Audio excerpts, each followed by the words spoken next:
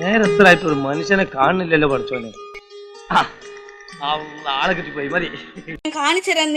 ഞാൻ ആരാന്ന് നീ വിചാരിച്ചത് ഞാൻ നിനക്ക് കാണിച്ചു തരാം. നീ മയിര് എന്റെ കൺമുമ്പിൽ എങ്ങനെ വന്ന് നീ പെട്ടുപോയാൽ നിന്നെ ഞാൻ തുപ്പും. ഞാൻ തൂറി എറിയും നിന്നെ. എന്റെ ദേഹത്ത് തൊട്ട നിന്റെ കുണ്ണ കടിച്ച് കീറിയും വെക്കും. വിഷമിക്കാതിരിക്കും. ഇതിലും വലുത് ഏതാണ്ട് വരായിരുന്നു. ഇങ്ങനെ തീർന്നെന്ന് കരുതിയാ മതി.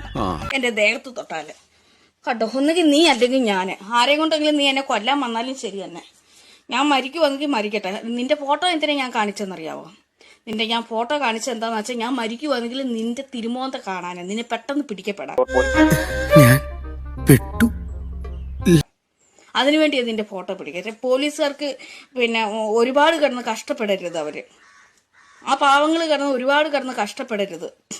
ഒരുമാതിരി ചന്തക്കാരി പെണ്ണുങ്ങളുടെ പോലെ രണ്ടും കൽപ്പിച്ച് അവിടെ ഇറങ്ങിയിരിക്കും.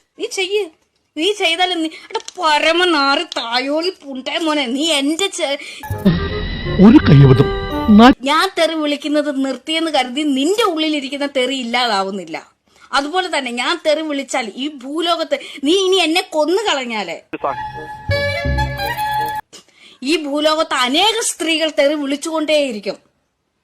അനേകം ആണും പെണ്ണുമായിട്ടുള്ളവർ തെറി വിളിച്ചുകൊണ്ടേയിരിക്കും. അതിന് ശക്തി കൂടും. തനിക്ക് താണുണ്ടോ? പുരുഷന്മാരെ മൊത്തം അവമാനിക്കാൻ തന്നെപ്പോലെ ഒറ്റ മതിയല്ലോ. ഒരു അമ്പലം തന്നെ ഉണ്ട്. നീ അവിടെ നോക്കണ പരമച്ചറ്റ തായോളി യൂട്യൂബിനകത്ത് കയറി നോക്കണ. തന്തയില്ലാത്ത മൈരട്ടാ.